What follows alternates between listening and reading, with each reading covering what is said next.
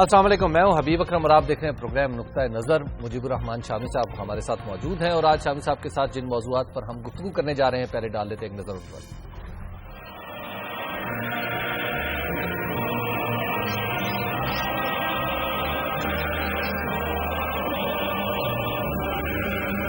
انیس سو 91 میں atom bomb سے دستبردار نہ ہوتے تو آج روس کرائمیا پر قبضہ نہ کرتا، یوکرائن کے سیاستدانوں کا پچھتاوا۔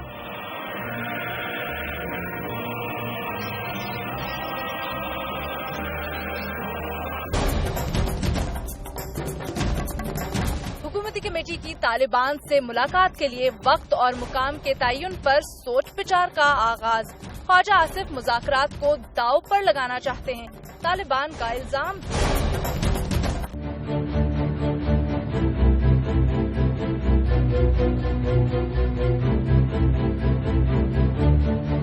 سعودی امداد غیر مشروط طور پر ملی ہے، شام میں اسلحہ یا جنگجو نہیں بھیج رہے، مشیر خارجہ کی سینیٹ میں وضاحت۔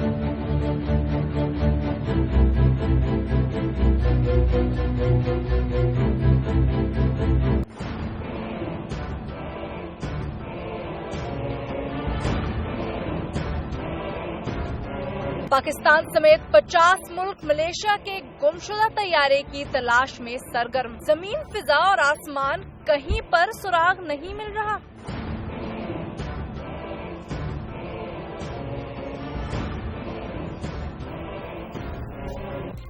جی، آج کی سب سے پہلی خبر کہ کرائمیا نے فیصلہ کر لیا ہے کہ وہ روس کے ساتھ مل جائے گا، لیکن انٹرنیشنل اس کو شامی صاحب ایکسیپٹیبل فیصلہ نہیں سمجھا جا رہا۔ وہ کہتے ہیں یہ ریفرینڈم ہی ٹھیک نہیں ہے۔ دیکھیں، بات یہ ہے کہ کرائمیا جو کتنی آبادی ہوگی اس کی؟ 23 لاکھ 2.3 ملین 23 لاکھ کے قریب آبادی ہوگی اس کی۔ یہ ہسٹوریکلی کبھی یوکرائن کا حصہ نہیں رہا۔ اچھا، اور یعنی یہ ہسٹری کب سے شروع کریں تو ہم اس کا حصہ نہیں رہا؟ اب جتنا بھی چلے جائیں، چنگیز خان کے وقت سے چلے جائیں، ٹھیک ہے، یہ سلطنت عثمانیہ کا بھی حصہ رہا ہے کچھ دیر کے لیے، اور پھر یہ روس جو ہے اس کے ساتھ اس کا علاق ہوا، روس کا حصہ بن گیا۔ اور اب اسٹالن کے دور میں جی یہاں مسلمان جو تھے نا، تاتار جن ترک، ٹھیک، وہ ان کی کافی بڑی تعداد یہاں آباد تھی۔ اچھا، یعنی میرا خیال ہے کہ یہ بھی کہا جا سکتا ہے کہ غالب اکثریت تھی ان کی۔ اچھا، تو ان کو اسٹالن نے یہاں سے نکالا، ٹھیک، اور نکال کے ملک کے مختلف حصوں میں پھیلا دیا۔ ٹھیک، اور جو روسی ہیں، روس کے باشندے اور یوکرین کے باشندے، وہ پھر یہاں بسائے گئے۔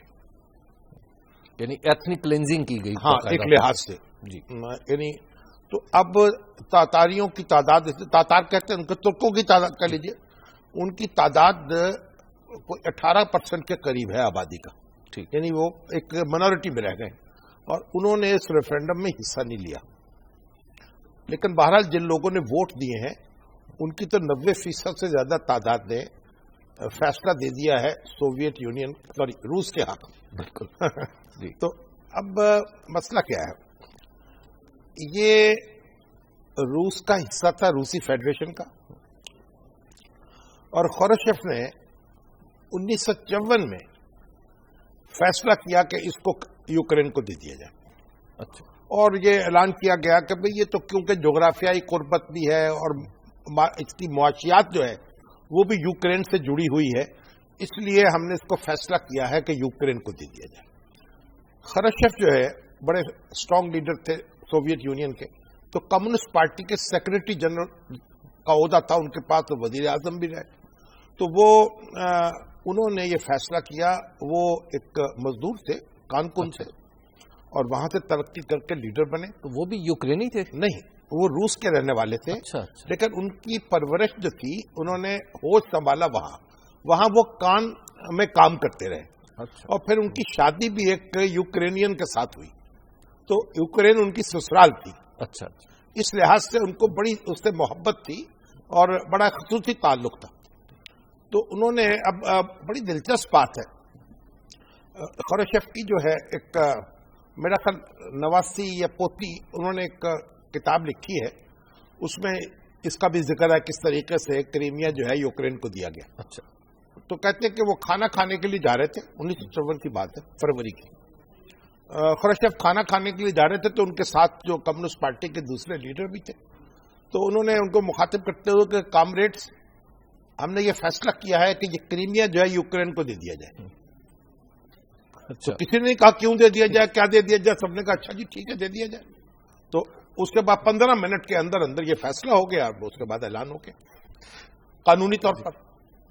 اب اس کی وجہ یہ اس وقت کسی نے اس کا نوٹس بھی نہیں لیا، کوئی کریمیا والوں کو بھی کوئی تکلیف نہیں ہوئی کیونکہ سوویت یونین کا حصہ ہی تھے نا. بالکل. ان کو تو یہ بات خبر نہیں تھی کہ 40 سال کے بعد سوویت یونین دنیا کے تختے پر موجود نہیں رہے گا.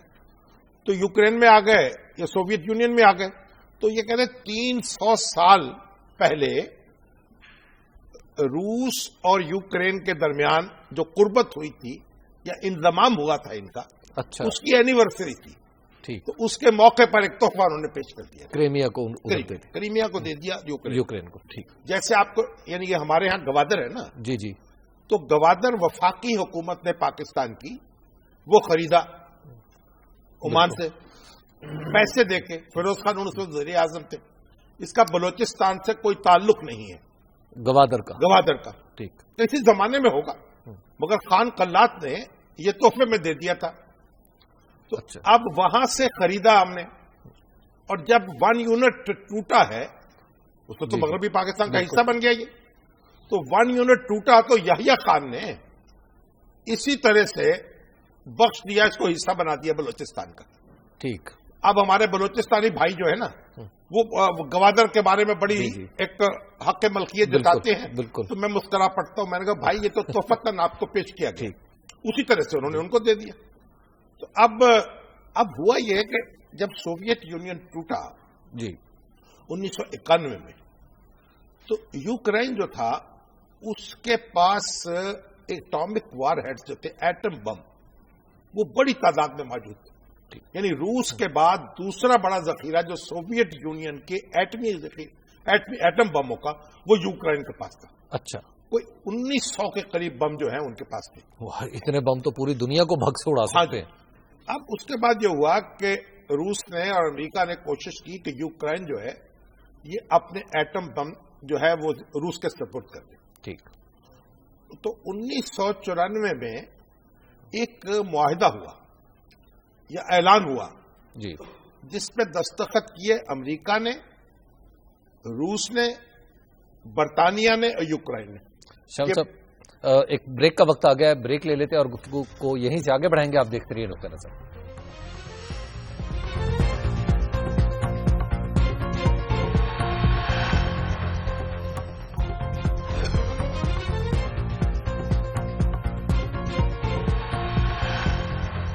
نقطہ نظر میں ایک بار پھر خوش آمدید. بات ہو رہی تھی یوکرین کے حوالے سے اور شام صاحب آپ بتا رہے تھے کہ یوکرین نے جو اپنے ایٹامک وار ہیڈز تھے وہ روس کے حوالے 1994 میں جی یہ بوڈاپسٹ پہ جو ہنگری کا دارالحکومت ہے جی، یہ ایک ایگریمنٹ ہوا ان 4 طاقتوں کے درمیان، اور اس میں ضمانت دی گئی کہ یوکرین کی سیکورٹی کی اور اس کے دفاع کی، اور یہ عہد کیا گیا کہ اس کے معاملات میں کوئی فوجی مداخلت نہیں کی جائے گی کبھی. ٹھیک.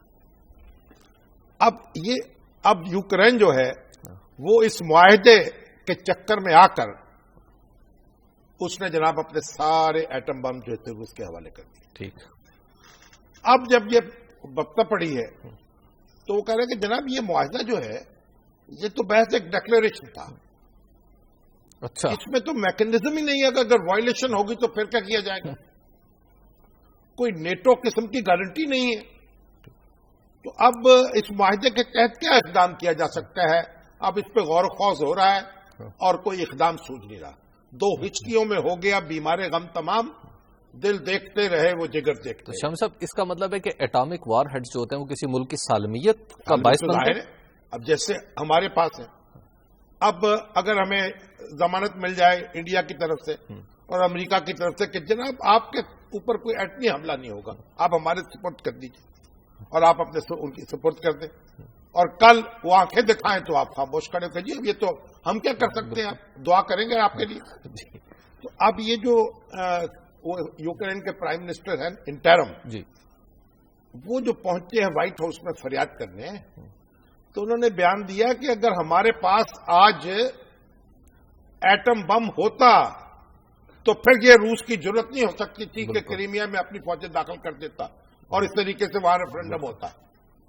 اب لوگ وہ بھی کہہ رہے ہیں کہ بے ننگو نام ہے، یہ جانتا اگر تو لٹاتا نہ گھر کو میں. شامی صاحب ہم دیکھ رہے ہیں کہ اب رشیا جو ہے اپنے پنجے اگر پھیلا رہا ہے نہیں تو ہم یہ لفظ کیا کہیں، دیکھیے ایک تو پہلی بات آبادی ہے، غالب اکثریت وہاں کی روس کے ساتھ ہے، ہسٹوریکلی یہ روس کا حصہ رہا ہے. لیکن بہرحال جب یوکرین کو دے دیا گیا اور پھر عہد بھی کر لیا گیا اس کی حفاظت کا، تو یہ خلاف ورزی بھی ہے. بالکل. تو اب امریکہ اور دوسری مغربی طاقتیں یہ دہائی دے رہی ہیں کہ یہ بین الاقوامی معاہدے کی خلاف ورزی ہے، قانون کی خلاف ورزی ہے. جی، اب دیکھیے حیدرآباد دکن تھا، اس میں نظام حیدرآباد نے ایکسیڈ نہیں کیا تھا انڈیا کے ساتھ. انڈیا نے اپنی فوجیں داخل کی، اس پہ قبضہ کر لیا، کیونکہ آبادی کی غالب اکثریت جو تھی وہ ہندو تھی. انہوں نے قبول کر لیا سو کال ریفرنڈم کرا کے. اور اقوام متحدہ میں ٹیکنیکلی ان کا مقدمہ اب بھی پڑا ہوا ہے. جوناگڑھ جو ہے اس نے پاکستان کے ساتھ ایکسیڈ کر لیا تھا، لیکن جو آبادی تھی وہاں کی اس کی بڑی تعداد ہندو تھی. ہندوستان نے فوجیں داخل کی، اس پہ قبضہ کر لیا، ہم اس کا دفاع نہیں کر سکے. تو بعض اوقات قانون جو ہوتا ہے، اگر قانون میں آپ دیکھیں تو مشرقی پاکستان جو ہے اس کو بنگلہ دیش نہیں بنایا جا سکتا، اور مشرقی پاکستان میں بھارتی فوجیں داخل نہیں ہو سکتی تھی. مشرقی پاکستان میں جو انہوں نے موومنٹ چلائی مکتی بانی کی، وہ قائم نہیں ہو سکتی تھی، یعنی لیگلی. اس لیے آخر دم تک اقوام متحدہ کی پوزیشن یہی رہی ہے کہ مشرقی پاکستان پاکستان کا حصہ ہے قانونی طور پر، لیکن حقائق بدل گئے زمینی. تو اب یہ بات تو درست ہے کہ کریمیا جو ہے قانونی طور پر یوکرائن کا حصہ ہے، اور روس اس بات کا اقرار کر چکا ہے، اس پوزیشن کو فوجی طور پر نہ بدلنے کا عہد کر چکا ہے. بالکل. لیکن اب زمینی حقیقت یہ ہے کہ وہاں کے لوگوں نے رائے دے دی ہے سوویت یونین رشیا کے حق میں جی، اور اس کی فوجیں وہاں موجود ہے. ٹھیک. اب آپ دیکھیے اس کے بعد کیا ہوگا، کیا سینکشنز لگائے گا یورپ، نہیں لگائے گا. ان کو بھی گیس کی ضرورت ہے روس کی. اب وہ کہتے ہیں کہ نہیں، امریکہ جو ہے وہ اپنی گیس بھیجے، شیل گیس وہاں سے، تاکہ ایل این جی جو ہے LNG امریکہ بھیجے یورپ میں، تاکہ روس کی گیس نہ خریدی جائے اور روس کو ناکو چنے چپا دیے جائے. تو شامی صاحب اس تجربے سے تو یہ ثابت نہیں ہو رہا کہ طاقت ہی دنیا کی سب سے بڑی دلیل ہے؟ بالکل یہی ثابت ہو رہا ہے کہ طاقت کے بغیر ہے جرم ضعیفی کی سزا مرگ مفاجات. بالکل. اقبال نے یہ بات کہہ دی ہے. جی. اور اگر آپ اپنی طاقت پیدا نہیں کرتے نا اپنے پیکر میں، تو آپ کا خیال یہ ہے کہ کسی آپ کی درخواست پر، مانگے تانگے کی طاقت پر، مانگے تانگے کی قوت پر، یا آپ کو کوئی بخش دے گا، آپ پر رحم کھائے گا. ایسا نہیں ہوتا دنیا میں. شام صاحب اگلی خبر کی طرف چلتے ہیں، اور اگلی خبر ہماری طاقت کے بارے میں، وہ ہے طالبان سے مذاکرات. کہ اب مذاکرات کی بات ہو رہی ہے کہ کب اور کہاں حکومتی کمیٹی طالبان شورا سے ملے. ہاں ابھی تو یہ طے ہو رہا ہے. وہ انہوں نے کہا جی وہ شمالی وزیرستان جو ہے نا جی، اس میں حافظ گل بہادر جو ہے ان کے ساتھ تو آلریڈی ایک مفاہمت موجود ہے. تو حافظ گل بہادر کا کہنا یہ ہے کہ شمالی وزیرستان سے باہر جا کر مذاکرات کیے جائیں، جنوبی وزیرستان میں جائے، کیونکہ اگر مذاکرات کامیاب نہ ہوں اور کسی کارروائی کی نوبت آئے تو بیچ میں ہم لوگ کچلے جائیں. ٹھیک. اس لیے آپ حضور کہیں اور یہ اپنا ٹھکانہ لگائے. جی. ابھی یہ طے نہیں ہو پا رہا کہ کہاں مذاکرات ہوں گے، جگہ کا تعین نہیں، میں کہ جگہ ہو جائے گی، تعین ہو جائے گا. اب دیکھیے. لیکن شام صاحب جو آج شاہد اللہ شاہد صاحب تو کہہ رہے ہیں کہ خواجہ آصف صاحب جو ہیں وہ مذاکرات کو داؤ پہ لگا رہے ہیں. نہیں، داؤ پہ نہیں لگا رہے، بس گفتگو ذرا کر رہے ہیں. جو وزیر دفاع کی گفتگو ہوتی ہے نا، اچھا دفاع ایک تو کہتے ہیں یہ دفاع کہتے ہیں وزیر آج کل، پہلے زمانے میں وزیر جنگ کہتے تھے. اچھا. ہاں ٹھیک. تو اب وزیر دفاع جو ہے وزیر جنگ میں کوئی خاص فرق نہیں ہے. ٹھیک. ایک باریک سا فرق ہے. تو خواجہ صاحب جو ہیں وہ دفاع کے وزیر سے زیادہ جنگ کے وزیر نظر آ رہے ہیں. بالکل. گویا وہ ایک اپنا مسل دکھا رہے ہیں، بتا رہے ہیں کہ اگر ایسا نہ ہوا تو ایسا ہو جائے گا. تو اگر مذاکرات کامیاب ہو جائے تو پھر خواجہ آصف صاحب سے گھبرانے کی کوئی ضرورت نہیں طالبان جب کہیں ہم گڈ کاپ بیڈ کاپ تو نہیں کھیل رہے ان کے ساتھ؟ کوئی گڈ بیڈ ختم ہو گیا. اب تو گڈ وہ ہے جی جو مفاہمت کر لے اور ہتھیار چھوڑ دے, ٹھیک, اور بیڈ وہ ہے جو مقابلے میں کھڑا ہو. جی بس یہ تعریف بدل گئی اس کی. شام صاحب, ایک بہت بڑا کوشچن ہے پاکستان میں کئی دنوں سے چل رہا, وہ یہ ہے کہ سعودی عرب سے پہلے تو $1.5 ارب جو آیا یہ نہیں بتایا جا رہا تھا آفیشیلی کہ کہاں سے آیا, اب بتا دیا گیا کہ سعودی عرب سے آیا, تو ساتھ یہ بھی کہا گیا کہ غیر مشروط تحفہ ہے یہ. دیکھیں اصل میں یہ اس وقت 2 خبریں ہیں.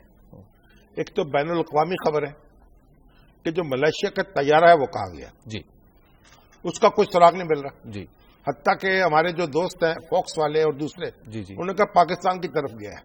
یقیناً کو پاکستان نے اغوا کر لیا ہوگا. بالکل. کوئی کہہ رہا ہے چائنا کی طرف گر, کوئی کہتا ہے سمندر میں گر گیا, مگر کوئی اس کا ملبہ نہیں ملا, کوئی اس کا سراغ نہیں ملا. طرح طرح کی تھیوریز بیان ہو رہی. کوئی کہتا ہے وہ نچلی پرواز کر کے اس کو اغوا کر لیا گیا, کوئی کہتا ہے اوپر گیا. اب یہ معلوم نہیں ہو رہا تمام تر دنیا کی اور سائنس کی ترقی کے باوجود اس جہاز کا سراغ نہیں ملا. بالکل, کہ وہ کہاں گیا, کہاں گیا. جی, اور اسی طریقے سے یہ سعودی عرب کے پیسے جو آئے ہیں $1.5 بلین, بالکل, ان کا سراغ نہیں مل رہا کہ کیسے آئے ہیں, کیوں آئے ہیں, تو اس پر بھی بحث جاری ہے. بالکل. اور طرح طرح کی دور دور کی کوڑیاں لا رہے ہیں ہمارے جناب تجزیہ نگار. کوئی کہہ رہا ہے شام میں ہم فوجیں بھیجیں گے, کوئی کہتا ہے اسلحہ بیچیں گے, اور بھائی کوئی کہتا ہے ہم نے پتہ نہیں کیا سودا کر دیا ہے. کوئی اپنا اپوزیشن جو ہے وہ اپنی جگہ شور مچا رہی ہے. اصل بات یہ ہے کہ جو اپوزیشن تو بیچاری شرمندہ ہے. اچھا, کیونکہ جب اس کے دور میں تو نہ کوئی چین چڑھی پروان سعودی عرب کے ساتھ اور نہ چڑھی کوئی چین کے ساتھ. شامی صاحب ایک بریک لے لیتے ہیں, بریک کے بعد پھر گفتگو یہیں سے آگے بڑھائیں گے کہ سعودی عرب نے یہ تحفہ ہمیں کیوں دیا ہے. آپ دیکھتے رہیے نقطہ نظر.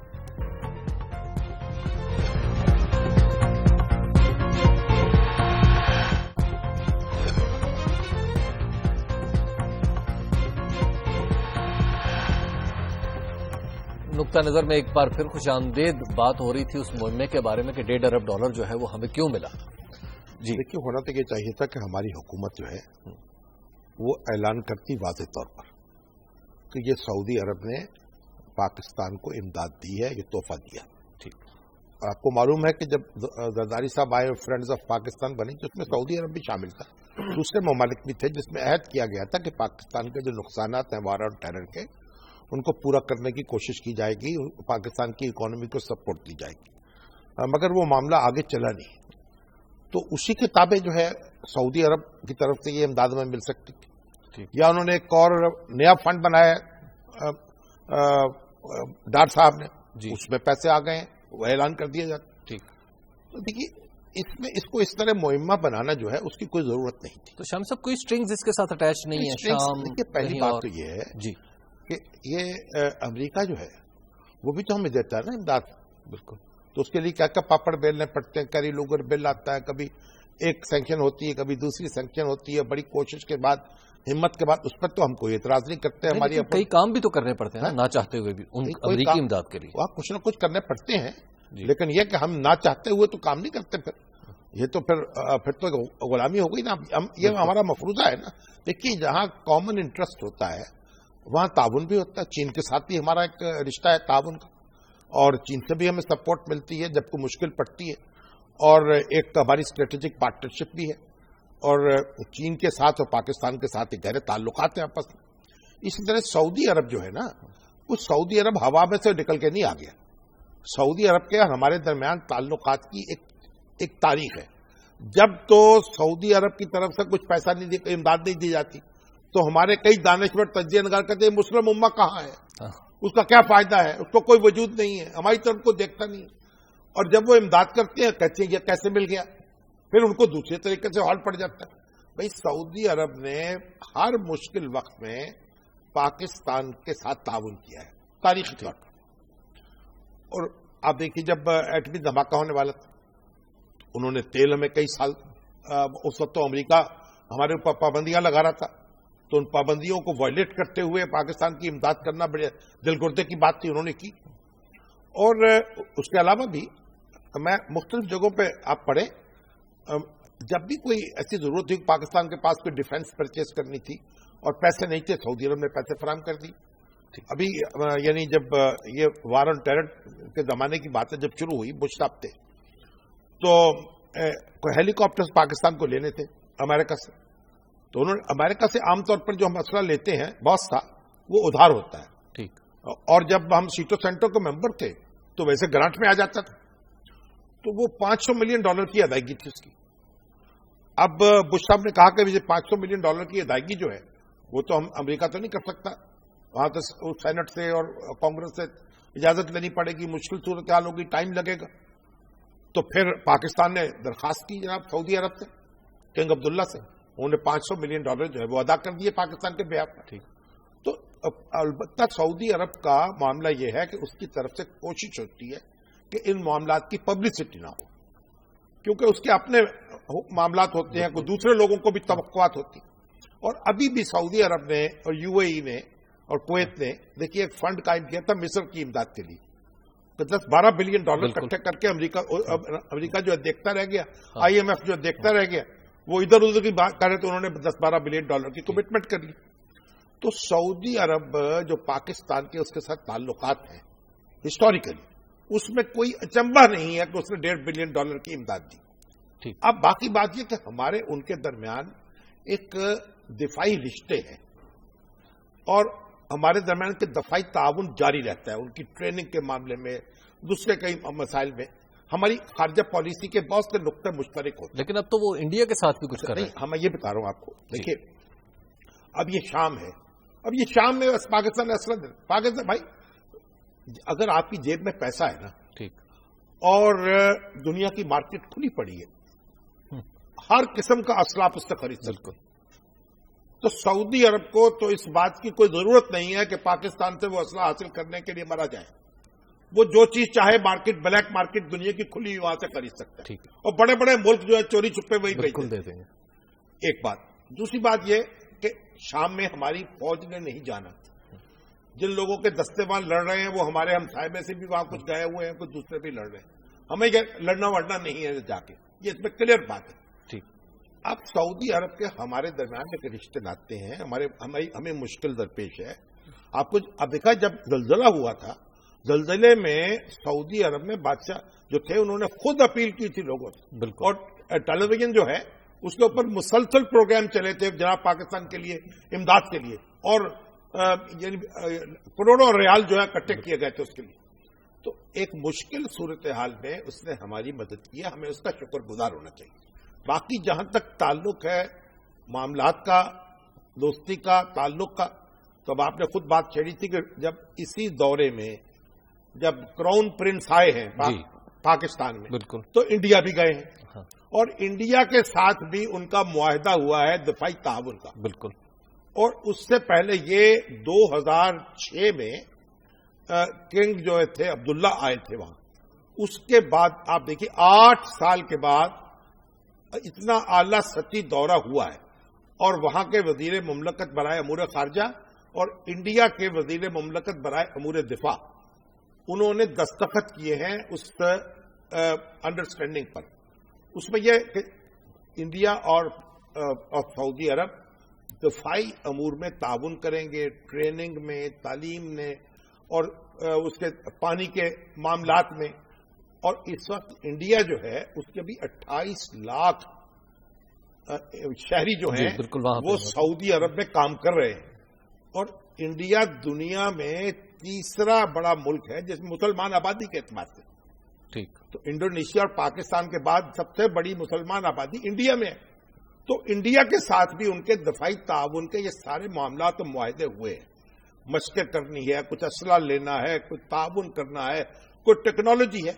ये अब हम इससे पहले 2010 में ये गए थे अपने मनमोहन सिंह, रियाज डिक्लेरेशन भी हुआ था, तो ये भी एक अचानक नहीं हो गया, यानी 2006, 2010, 2014 उनके दरमियान भी ताउन हो रहा है। बात यह है कि अब हम दुनिया बदल रही है। वहां इंडिया में किसी ने नहीं कहा कि ईरान के खिलाफ हंगामा हो, ये हो गया, ये ताउन की हो गया, सऊदी अरब पाकिस्तान का दोस्त है, इसमें हमें नहीं जाना चाहिए। हर मुल्क अपने मफादात को देखता है और जहां मुमकिन होता है दूसरे से ताउन करता है, دوسرے کا تعاون لیتا ہے. ٹھیک. پاکستان کا معاملہ یہ کہ ایران سے اس کے تعلقات اچھے ہیں, اس کا ہمسایہ ہے. ایران سے بھی ہمیں اچھے تعلقات رکھنے ہیں, اور سعودی عرب کی جو ہماری دوستی ہے وہ ایک تاریخ میں پیوست ہے, اور ہمیں اس کا تعاون بھی لینا ہے. بجائے اس کے کہ ہم شکریہ ادا کریں, کبھی کوئی عجیب و غریب راگنیاں لاپی جا رہی, کوئی کچھ کہہ رہا ہے, کوئی کچھ کہہ رہا ہے, کوئی کچھ کہہ رہا ہے. ایک سرخی تو یہ ہے کہ فارن پالیسی فار سیل. ہاں, اب دیکھیے اتنے بڑے احمق لوگ ہیں, کوئی لندن میں بیٹھا ہوا ہے, کیوں نیو یارک میں بیٹھا ہوا ہے, یہاں پھپتیاں کس رہے ہیں پاکستان کے اوپر. ان کو شرم آنی چاہیے.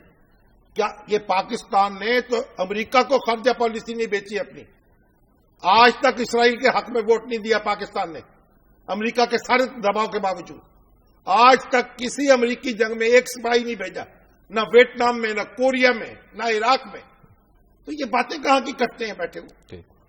شاہ صاحب, ایک بریک کا وقت آ گیا. بریک کے بعد ہم آئیں گے اور کچھ وہ ملیشین ایئر کرافٹ پر بھی بات کریں گے, اور پھر آپ کے سوالات بھی شامل کریں گے پروگرام میں. آپ دیکھتے رہیے نقطہ نظر.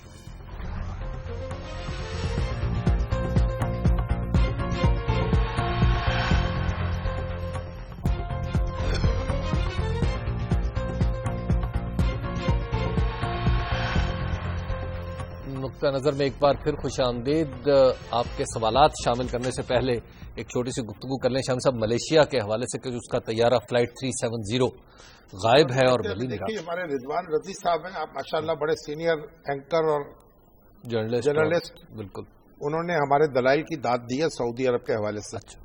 یہ بڑی ریئر بات ہے. بالکل, ان کو داد دیتے ہوئے دیکھا نہیں میں نے. جی, بڑی قیمتی داد ہے یہ. جی, تو بہرحال یہ ملائیشیا کا طیارہ جو ہے, دیکھیے زمین کھا گئی, آسمان نکل گیا, کیا ہوا, کہاں گرا, نہ ملبے کا کو پتہ چل رہا ہے, نہ کچھ سراغ لگ رہا ہے, اور نہ یہ معلوم ہو رہا ہے. اور کئی گھنٹے تک تو اس کا سگنل اس میں سے آتے رہے, اور موبائل ٹیلی فون بھی آن رہے. اور ملائیشیا کی گورنمنٹ نے تو جادوگر جو تھے ان کو بھی بلایا. اچھا, ہمارے یہاں دیکھیے منجم اور یہ ستارہ شناس سب طرح طرح کے ہیں نا. بالکل, تو وہ دعوے کرتے رہتے ہیں کہ ہم یہ بتا دیں گے. تو وہ انہوں نے وہ تصویر آئی, اس میں ایک ویب سائٹ پہ میں دیکھ رہا تھا کہ وہ کدو لے کے کھڑے ہوئے ہیں اور ان کو گھما رہے ہیں ایسے جادوگر جو ہے. مگر وہ کوئی سراغ نہیں تھا ان کو مل سکا. شام صاحب, کیپٹن عمیر صاحب ہمارے ساتھ موجود ہیں اور سول ایویشن کے, ان سے معلوم کر لیتے ہیں. جی, السلام علیکم کیپٹن صاحب. وعلیکم السلام. کیپٹن صاحب, یہ بھی تو کہا گیا کہ پاکستان کی طرف آ سکتا ہے طیارہ. سر السلام علیکم. وعلیکم السلام. آپ کا کیا خیال ہے؟ سر سب سے پہلے تو I want to educate about a couple of facts. جلدی جلدی کیجیے گا. جی, and about the mystery of flight 370. یہ کس طریقے سے میں نے دیکھ رہا ہوں کہ پوری دنیا کو شامی صاحب بیوقوف بنایا جا رہا ہے. ان کی نیت ہی خراب ہے. نہیں تو کیا, کیوں بیوقوف بنا رہے ہیں, کیا چاہتے ہیں یہ؟ سر پہلی بات تو یہ کہ جو 777 ایئر کرافٹ ہے وہ دنیا کی لیٹسٹ فلائنگ اکوپمنٹ مشین ہے, اور لیٹسٹ نیویگیشنل سسٹم جو ہے. ٹھیک ہے. تو اب یہ باتیں کرتے ہیں کہ یہ یہاں سے ڈس انٹیگریٹ ہو گیا. نہیں, مگر کہاں گم ہو گیا پتہ تو نہیں چل رہا نا یار.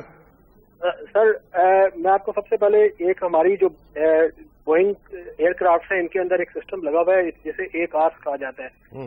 ایک آرس وہ سسٹم ہے جس سے تھرو سیٹلائٹ ایک منٹ کا ڈیٹا, ایک سیکنڈ کی جو انفارمیشن ہے وہ بوئنگ کمپنی کے پاس وہ ریکارڈ ہو رہی ہوتی ہے. تو نہیں ہوئی نا اس کی ریکارڈ.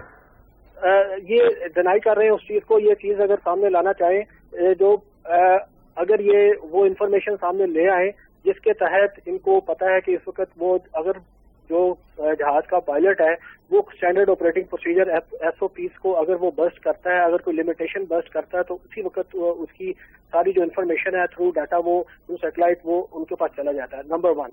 اب یہ کوئی ایک آج کل تو جتنا ٹیکنالوجی کا دور ہے بھائی میرے, نہیں یہ ساری چیزوں کے باوجود تو نہیں پتہ چل رہا نا اس کا.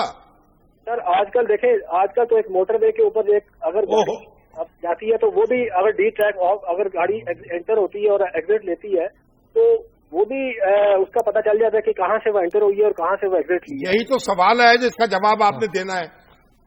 اچھا, اب ہماری پوری دنیا میں جو فلائٹ نیویگیشن ہو رہی ہے وہ اس کو تقسیم کر دیا گیا ہے مختلف پارٹس کے اندر. Flight information. کیپٹن صاحب وقت کم ہے, صاحب آپ ہمیں بتائیں, سوال کا جواب ہمیں نہیں مل رہا. آپ کا آرگومنٹ یہ ہے کہ طیارہ گم ہی نہیں ہوا. آپ طیارہ گم نہیں ہوا کیا؟ त्यारा गुम नहीं हुआ। त्यारा इनको पता है कि त्यारा, क्योंकि अगर आप देखें, अगर वो पाकिस्तान जो नहीं, इनको पता है कि तैयारा वो कहीं गिर गया है, इनकी मिस्ट्री इनके पास मौजूद है, इनको सारा पता है जी, बिल्कुल। अगर ये तो फिर क्यों नहीं बता रहे वो? आपको कैसे पता चला? ये देखिए, इसमें एक हमारे जहाज के अंदर एक ट्रांसपॉन्डर इक्विपमेंट होता है। आपको हम कैसे इस बहस करें यार? बड़ी मेहरबानी, शुक्रिया जी कैप्टन साहब, थैंक यू। अब ये एक नया दलील ला रहे हैं, वो कह रहे हैं कि मैंने बात करनी है, वो बात भाई अब फिर वो जान के क्यों छुपाएंगे? ये भी तो सवाल है ना। हम एक अपने तरीके से सोचते हैं। वैसे हम सब इस मॉडर्न वर्ल्ड में इस तरह की एक मशीन गुम हो जाए, हो गई, बस देख लें, फैक्ट ये है, वाकया हो गया। बिल्कुल।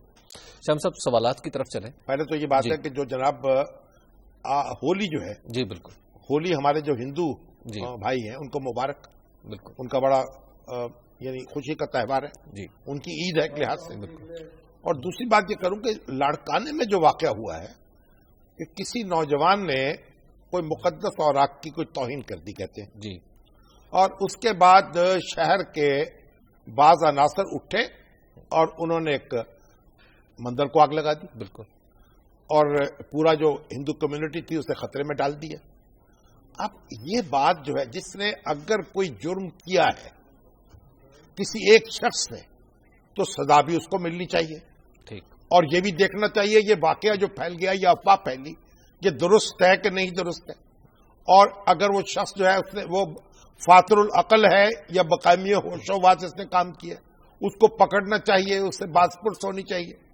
उसकी बजाय उठकर एक मजहबी मुकामात को, मुकद्दस मुकामात को आगे करने की, मंदिर जो है वो भी जो हिंदू कम्युनिटी के लिए उतना ही मुकद्दस है जितनी हमारे लिए मस्जिद, बिल्कुल, उसकी हिफाजत करना भी हम पर लाजिम है। तो ये अब जरूरी हो गया है कि जो लोग इस तरह की कार्रवाई करते हैं, कानून उनके साथ सख्ती से निपटे, कोई रियायत नहीं होनी चाहिए उनको, बिल्कुल, और उनको सख्त सजा मिलनी चाहिए ताकि आइंदा से किसी को जुर्रत ना हो सके और पाकिस्तान के माथे पर यह कालक न मली जा सके। बिल्कुल। शम्स अली हैं कराची से हमारे साथ जी, फोन लाइन पे। अस्सलाम वालेकुम अली साहब। जी वालेकुम। शामी साहब, मुझे तो अफसोस से कहना पड़ता है, जब इमरान खान का कोई शो हो रहा हो या इमरान खान कोई जलसा कर रहा हो, सुबह 6 बजे से लेके रात 12 बजे तक आप उनकी कवरेज करते रहते हैं। जब हमारे कोई रहनुमा MWM के जी, किसके MWM, ये कोई इनकी अपनी, वो क्या है, ये अब इन्होंने ये वाज़ेह नहीं किया, इनकी आवाज कट रही है। शाम साहब, मजीद मीर साहब के बारे में आवाज कट गई है, अब जी कुछ कह नहीं सकते। इमरान खान साहब तो एक बड़े लीडर हैं, उनकी तो कवरेज होगी, दूसरे लीडरों की भी होती है, बिल्कुल। अगर इनकी कोई शिकायत है तो कौन सी पार्टी है समझ नहीं आई। ये मजलिस वहदतुल मुस्लिमीन, हिस्सा बकदर जुस्सा जी, उनकी कवरेज भी होनी चाहिए, उनकी कवरेज भी। शाम साहब, हाँ, हमारे जो पाकिस्तान के बड़े मारूफ फोटोग्राफर थे, न्यूज फोटोग्राफर जी, मजीद मीर, बिल्कुल, वो इंतकाल कर गए सऊदी अरब में, परसों से सऊदी अरब में मुकीम थे रियाज में, और बीमार हुए, वहीं उनकी तदफीन अमल में आई और वहीं उन्होंने आखिरी सांस ली। मुसावात में उन्होंने बड़ा अरसा काम किया और बड़ी अच्छी तस्वीरें खींची, और भुट्टो साहब के जलसों की, और फिर ये जब पुलिस का तशद्दुद तालिब इल्मों पर उनकी भी तस्वीरें बना दी। अच्छा। और वो तस्वीरें जो थी वो छप गई, वो उसकी वजह से अताब नाज़िल हुआ उन पर। फिर वो मेरे साथ भी काम करते रहे, हमारे अफसरों में भी, PNA की मूवमेंट के दौरान भी। जो खर साहब का जलसा हुआ था ताजपुरा में, जिसमें दर्जनों लोग कुचल दिए गए थे, उनकी तस्वीरें उन्होंने बनाई, तारीखी तस्वीरें उन्होंने बनाई। एक बड़ा तारीखी किरदार था, बहुत अच्छे न्यूज फोटोग्राफर थे और बड़ा एक शान के आदमी थे। अल्लाह ताला उनकी मग़फ़िरत कर दे। और हमें जनाब, हमारे जो फोटोग्राफर हैं और हमारे जो मीडिया के लोग हैं, उनमें ऐसी कमिटमेंट दे जैसी उनमें थी। शम्स साहब, हमारे प्रोग्राम का वक्त खत्म हो गया, बल्कि वक्त खत्म से हम थोड़ा सा आगे चले गए, तो लिहाजा हमें दीजिए इजाजत। कल फिर मुलाकात होगी अल्लाह के बाद।